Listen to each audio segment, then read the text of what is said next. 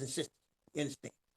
So let's go down and let's look now at the next beast of Revelation 13, which actually is an enforcer for the first beast. And it's going to tell us that when you look at it now with the Hebrew eyes that we're now looking at it with. Take a look at Revelation chapter 13.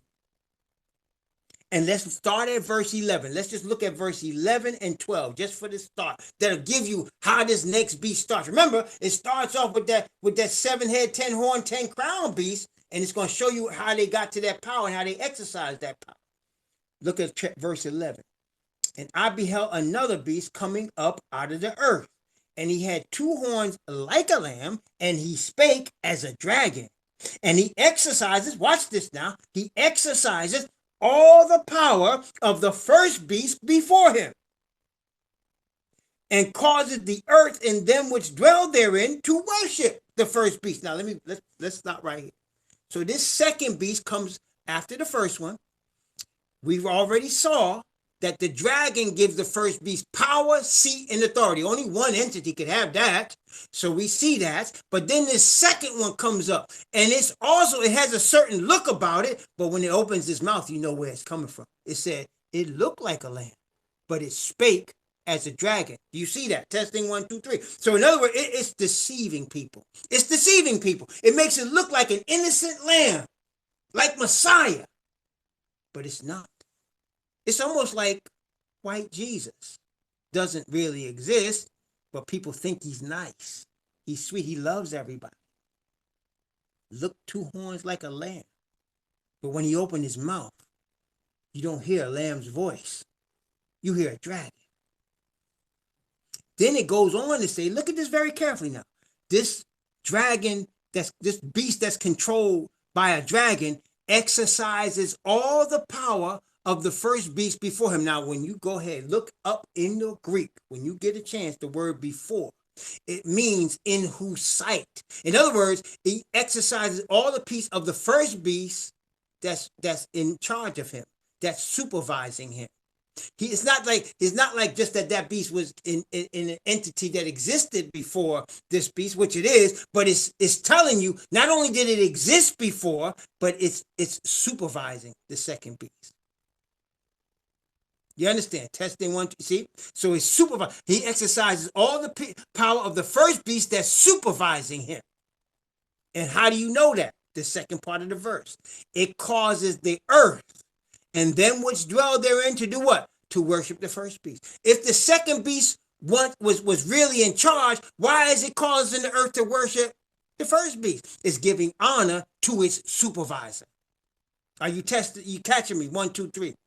It's giving honor to its supervisor. And it's telling you about this second beast that its power extends over all the earth. Because it said it causes the earth. It didn't say it causes one nation. It didn't say it causes one people. It said it causes the earth and them which dwell therein. To do what? To worship. This is a religious thing. This ain't no computer thing. This is a religious thing. It causes them to worship the first beast. So there arises a power that came after Rome, that Rome controls, that is worldwide in its influence, and causes the earth to do things that it wants to do on behalf of Rome. Tell me, who is that? What power existed after Rome? That's exactly right. There's no other. It's the United States of America. That's the second beast. So everything that the United States of America is doing is on behalf of Rome. And of course, the United States people that are behind Rome's, that are exercising Rome's will is the enforcer, and they're getting paid to do it. In oil, in gold, in minerals. You understand? So when the United States goes into a place, you can know right now they're not going in there for nothing. Either they'll say like this, they'll say it's for the interest, it's our interest, our national interest. What does that mean? That means that you got some oil that we want, Venezuela. Hear me? Venezuela. You got some oil that we want, Iran, Iraq. You got some oil that we want. Or you got some gold that we want, Ghana, Rwanda. You got some gold that we want. Or you got some minerals that we need, Chile, copper. Or you got some diamonds that we want, South Africa. Yeah, see? There's something they want that they're going to take. And how do they show up? Well, they used to just show up on ships and come with smiles on their faces. Now they show up in planes. And if you don't want to hear them, they got other planes that drop bombs. That's what when the Bible talks about that he performs miracles causing fire to come out of the sky in the sight of men. That's your bombs right there. That's your bombs right there. That's the miracles it's talking about. Not all miracles are good things, brothers and sisters. Not all miracles are good. So back at the time of the Bible, probably, okay, maybe before the flood, or even like at the ancient times, there were people that were flying planes, and we don't know because they found stuff that looks like airports in ancient Egyptian archaeology. They found stuff like that in Ethiopia and Egypt. They found it. But in the last days, people are flying in air. You ever watch a plane fly? It's just amazing just to watch. You ever see a big old plane just fly? I live near an airport, and every day I'm still amazed. Every day I see planes and these big giant thousands of tons of metal and steel just floating through the air like a bird. That's a miracle right there, isn't it? And they could drop out the sky bombs that can destroy, utterly annihilate entire cities. You understand? So this is what it's talking about. It causes fire to come down out of heaven. It deceives the earth by the means of those miracles. So it talks like a lamb. It looks like it's coming in peace, but the dragon's power is behind it. And if the dragon's power is behind it, that means it's working for that entity that the dragon has given power, seat, and authority to. It's the enforcer. It's the enforcer. You understand? The United States is the enforcer. Okay? So what has that got to do with Isaiah chapter 18, you might ask? Well, let's take a look. Let's take a look. Isaiah chapter 18.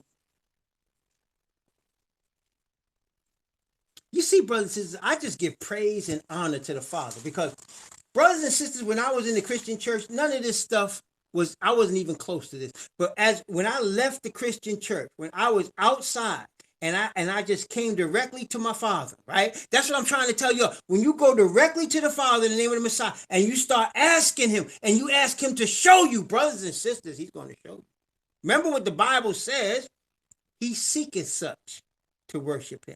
Isn't that what Messiah told the woman at the well?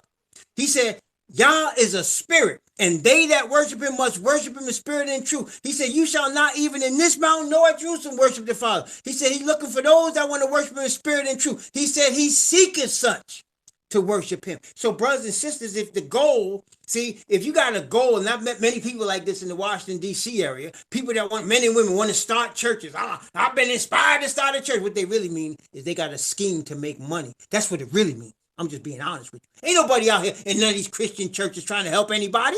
They trying to make money. They trying to get paid.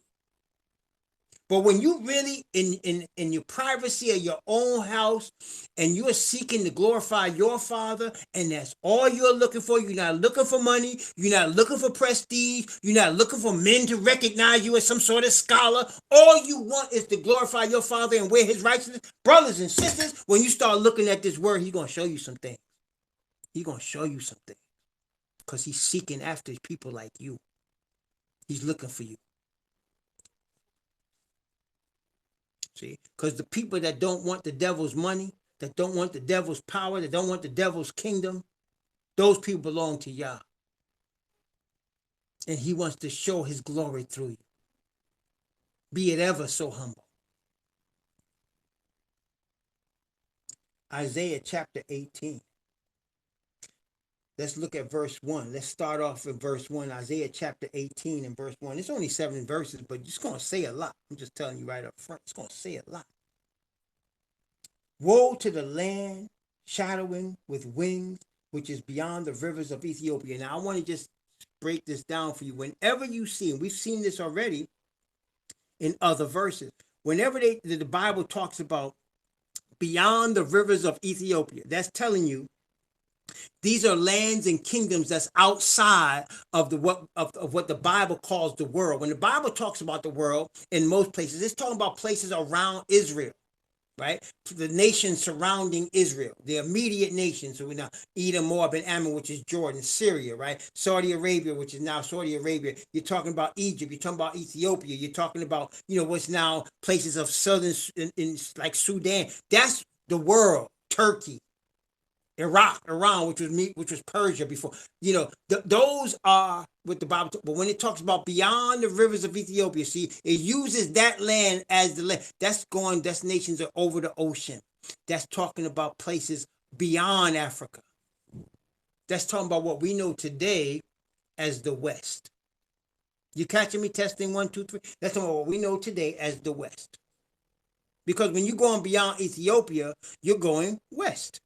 Right, so the people of ancient lands like China and people of ancient lands and like Ethiopia and Greece, when they talk about the United States and the people that lead the United States, what they'll say the leaders of the West, right? They'll say those of the West. When you read books about geopolitical operations, they talk about the West, and then they'll separate it. It'll be the West, it'll be the Far East, it'll be Europe, right? You talk about the West. That's going in. So when he's talking about woe to the land showering with wings, which is beyond the rivers of Egypt, it's talking about what we talking about now, the United States and the Europeans that have taken over those lands. How do we know that? Well, let's look at verse 2.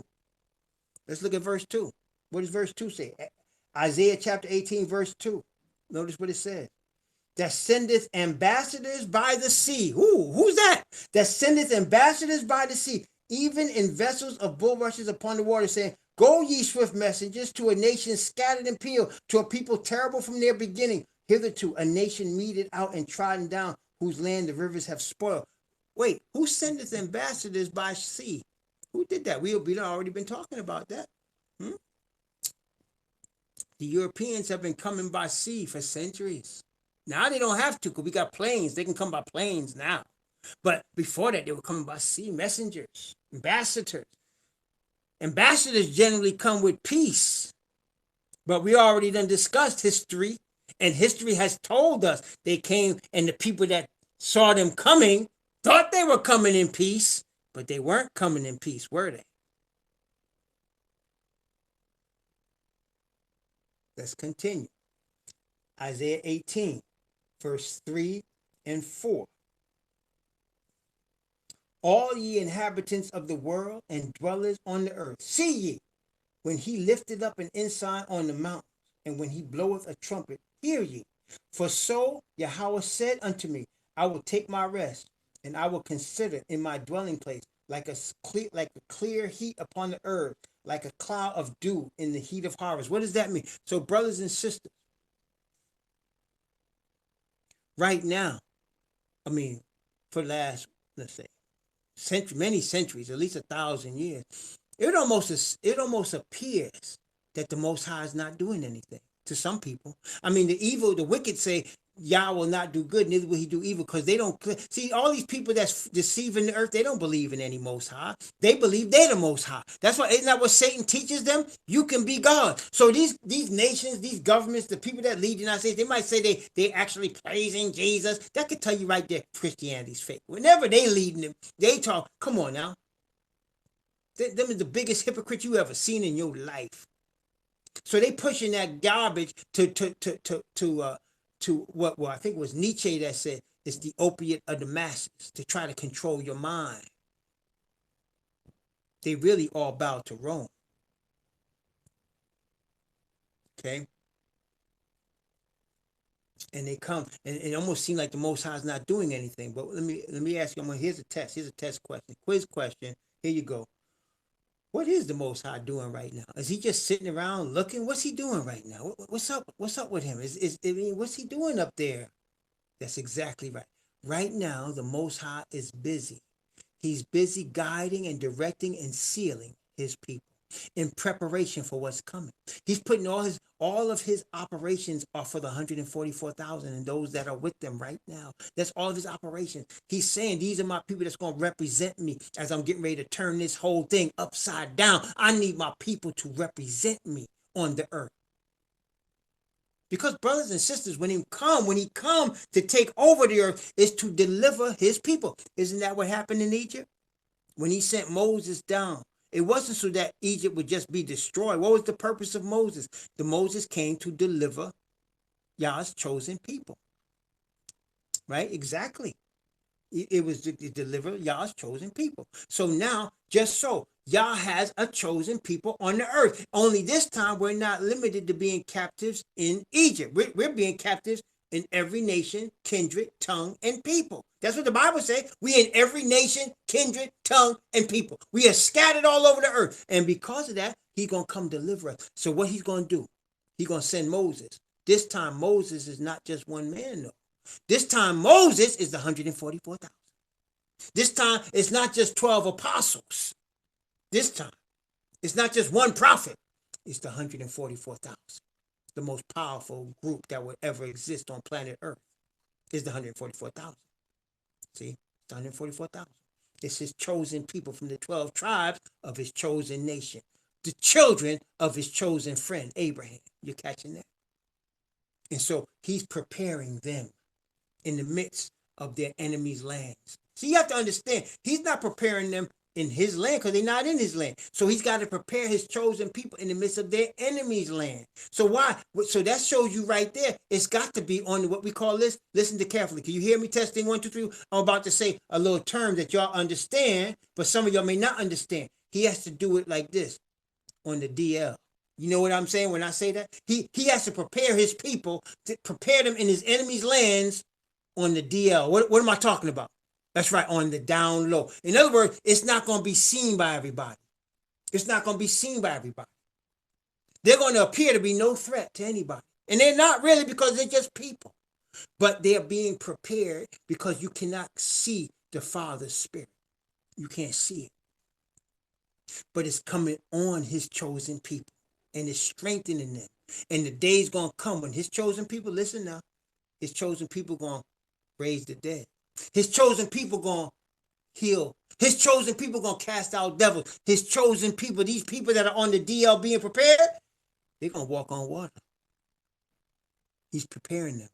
All of his energies are not in what's happening on 9/11, not what's happening in Syria. All of his energies are not, they don't care what's going on in the Pentagon. That's the business of the sons of Yefet. That's the devil's business. They ain't got to worry about that. But his business is with his people, the apple of his eye. He's preparing them. And they're all scattered. They're in their enemy's land right now. So he's on the DL.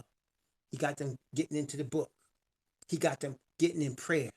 He got them getting his spirit in the privacy of their prayer closet. Right? He said, don't be like the hypocrites. Everybody can see what you're doing. He said, go into your closet and pray to your Father. And the Father that seeth in secret shall reward you openly. Isn't that what he said? That Messiah's instruction.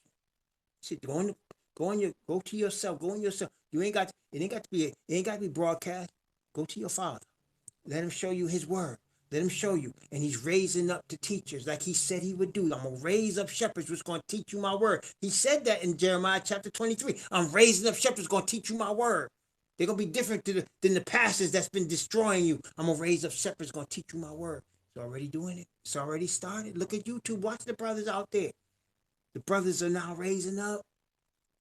And even the ones not on YouTube, there's people raising up that we don't even know. He's teaching them. He's preparing them. See? So it seems like he's taking his rest. That's what it seems like. Isaiah 18:4, he's taking his rest. He said, I will take my rest. But what he's really doing, he's not, the earth don't see that. All that means is the world don't see him. But the 144,000 see him. And before we continue, I want to give you this verse right here. This is where this verse come in. Daniel chapter 12. Daniel chapter 12. We're going to come right back to Isaiah. Daniel chapter 12, verse 10. Daniel chapter 12, verse 10. Notice what it says. Daniel chapter 12, verse 10. We're going to come right back to Isaiah. Daniel chapter 12, verse 10. Notice what it says. It says, many shall be purified. That's what we're doing right now, getting purified. And made white, and that's not in skin color. And tried. But the wicked shall do wickedly. And none of the wicked shall understand. But the wise shall understand. See that? The people that are seeking after Yah, The people that are seeking to glorify the Father. The people that are seeking Messiah to receive the Spirit of the Father, they'll understand.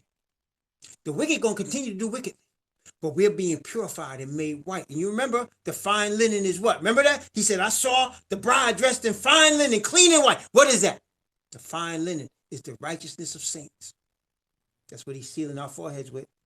And we're going to see his face. Praise the Most High. We're going to see his face because his name is in our foreheads. Praise Yah. Praise Yah. The wicked shall do wickedly. Don't be surprised at that. None of the wicked shall understand. See, those seeking after these reverends and these pastors and these fools and these churches, they're not going to understand. They're going to be told they understand, but they're never not going to understand. You can't understand unless you come to the Hebrews, because the Israelites are given the truth. He said, I have not revealed it to any other people. We saw that. He says it in the word. I have not revealed it to any other people. My saints is who I reveal it to. They're the Israelite people, the scattered people. I've not revealed it to nobody else. You see, I'm not trying to down people. I'm just telling you what the word said. He said in the word, people don't believe you, right? But so I just want to give somebody a witness real quick. There's a lot of witnesses. I'm going to give you a witness real quick.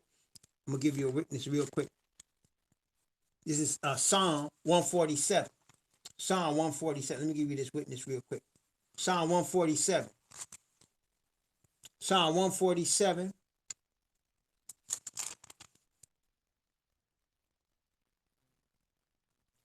Verse 19 and 20. Psalm 147, verse 19 and 20. Notice what it said. Let's get a witness. Well, of course, we're going to have two witnesses. So let's start with 19 and 20. Psalm 147, 19, 20. Notice what it said. He showeth his word unto who? Unto who? Did it say Babylon, Egypt? I don't know. What did it say? He showeth his word unto who? Unto Jacob. His statutes and his judgments unto Israel. Wait a minute. Let's look at verse 20. He hath not dealt so with any nation. As for his judgments, they have not known them. Hallelujah. Wait. What did it say that, or did I just read that, or is that the truth, or what? I mean, did he say it there? I've not shown this to any other nation. Did he say that? I think he did.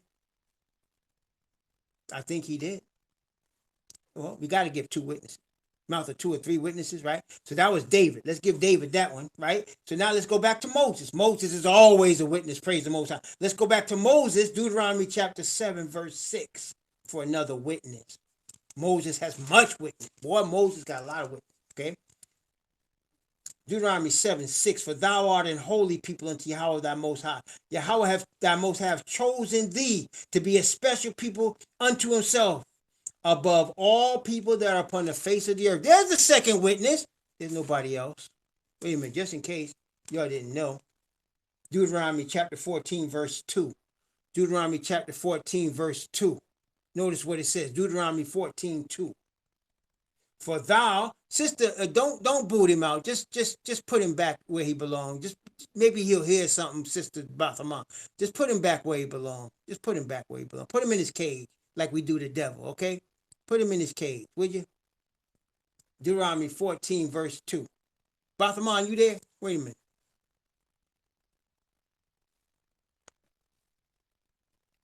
I did it. Never mind. No, I didn't want him to bounce. No, I did it. Yeah. Just put him in his cage. The devil just uses people, and it's all right. Devil being placed in the cage of the pit, so his people get replaced in the cage in the pit. You understand? So it's all good. Deuteronomy chapter 14, verse 2. For thou art an holy people unto Yahweh thy Most High. Yahweh hath chosen thee, be a peculiar people unto himself, above all the nations that are upon the earth. See that? Oh, we've dealt with this one before, David. We've seen him for a long time. This ain't nobody new. We got a long history with that folk. Long history, believe me. Long history. This ain't just something this ain't the first day I met that brother. we known this one a long time, believe me. So we just giving him opportunity. You understand? We just let him sit on the side in the cage. We don't let him join us in the live because he don't know how to act until he learn how to act. See? Yeah, there you go. For thou art a holy people unto Yahweh thy Most High. Yahweh hath chosen thee to be a peculiar people unto himself, above all the nations that are upon the earth. There's a third witness. And this is still the second witness. This won't be technical about it, but you got two witnesses, okay? You got two witnesses. So he has a chosen people. You got to come to the Hebrews. You want the truth. You got to come to the people he has chosen to be the people that are holders of the truth. Wait a minute. That brings me to another witness, the Apostle Paul. The Apostle Paul. Yeah, of course. Apostle Paul's a witness. Of course he is. Let's look at Romans chapter 3. Romans chapter 3, verse 1 and 2. Romans chapter 3, verse 1 and 2. Romans 3, 1 and 2. Yeah, that's right. You're right. We don't get upset. That's what I'm saying. We didn't want to bounce him from the room because we could just restrict him and maybe he could hear something. You know what I'm saying? Romans chapter 3, verse 1 and 2. What advantage then hath the Hebrew or the Israelite? What profit is there in circumcision? Much every way, chiefly because that unto them were committed the oracles of Yahweh. Do you see that? You see that? Again, there's three witnesses. There's Paul, there's David, and there's Moses. Telling you there's only one people he gave this stuff to. And you want to learn this stuff, you got to go to that people. Go to that people. All right? Yeah, go there. Praise the Most High. So now let's go back to Isaiah. So now he's preparing 144,000. He seems like he's taking his rest in the dwelling place, but that's what the world sees. Let's go back. Isaiah chapter 18, verse 5 and 6. There, Isaiah chapter 18, verse 5 and 6. For afore the harvest, when the bud is perfect and the sour grape is ripening in the flower, he shall both cut off the sprigs with pruning hooks and take away and cut down the branches. They shall be left together unto the fowls of the mountains and to the beasts of the earth. All the fowls shall summer upon them, and all the beasts of the earth shall winter upon them. See? So he's talking about pruning. Talking about pruning. Cutting down and pruning. The sour grape. The wild olive tree. Remember that? The wild olive tree. Verse 7. In that time shall the present be brought unto Yahweh of hosts. Shall the present be brought to, in that time shall the present be brought unto Yahweh of hosts of a people scattered and peeled, and from a people terrible from their beginning hitherto, a nation meted out and trodden underfoot, whose land the rivers have spoiled, to the place of the name of Yahweh of hosts, the Mount Zion. So you're going to see, brothers and sisters, the people that come in them ships, well, he could raise his hand as long as he's restricted, it don't matter, you know what I'm saying? He could raise his hand all he wants. He's just like the devil, you know what I'm saying? He's just running back and forth, that poor soul. He's a restless soul. He's really a miserable person. But listen, he's describing these people beyond the river as people, beyond the rivers of Ethiopia, as people whose land is going to be scattered, and the people who from the beginning have been trodden underfoot, whose land the rivers have spoiled. See, brothers and sisters, because it's destined that they're going to be destroyed. They're going to be destroyed. But we also know that a remnant of them, the Bible shows us, 1/6 is going to come out of there. Remember, it shows that 1/6 of them is going to come out of there. Okay, but the rest of them, 5, 6 of them, are going to be destroyed. No more. They'll be left. And that which is left is going to bring a present to the Most High. Haven't we seen that before? Let's take a look. Revelation chapter 21. Revelation chapter 21.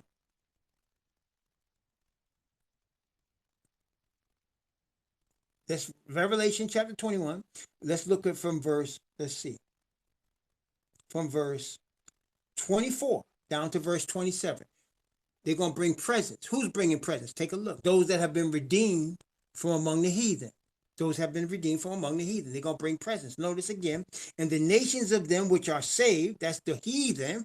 The nations means heathen or Gentiles. The Gentiles of them which are saved shall walk in the light of it. And the kings of the earth do bring their glory and honor into it. And the gates of it shall not be shut at all by day, for there shall be no night there, and they shall bring the glory and honor of the nations into it. And there shall in no wise enter into it anything that defileth, nor whatsoever worketh abomination or maketh a lie, but they which are written in the Lamb's book of life. So you can see among the heathen, there's going to be people that have been heathen, that have been converted. They're going to bring gifts, praise the Most High Yah. Just like, do you remember in David's kingdom, when he was ruling, and before he fell to with Bathsheba, when he was ruling, people from other nations brought gifts, didn't they? When people from other nations brought gifts. You see that? Everybody see that? So um that's going to happen in the kingdom again. And David's going to rule again. The Bible did show us that again over Jeremiah chapter 30 as well as Ezekiel chapter 37. So it does show us David's going to rule. Other nations are going to bring gifts. That's common for a king. Everybody got that? He's going to bring gifts to Mount Zion. Praise the Most High. Yeah. Okay. Everybody, I know we've been disrupted today, and it makes sense. The devil would bring his people on a day like today when we go through stuff like this. When we start exposing him, of course, he's going to bring our Satan's going to bring his imps. We kind of expect that. We've seen worse, actually. Haven't we, Sister Isha, Sister Basma? We've seen worse, right? This ain't no surprise to us. Ain't no shock. Praise the Most High. Yah. Let's have a word of prayer. Most High Yah, we give you the praise, the honor, and the glory. We want to thank you.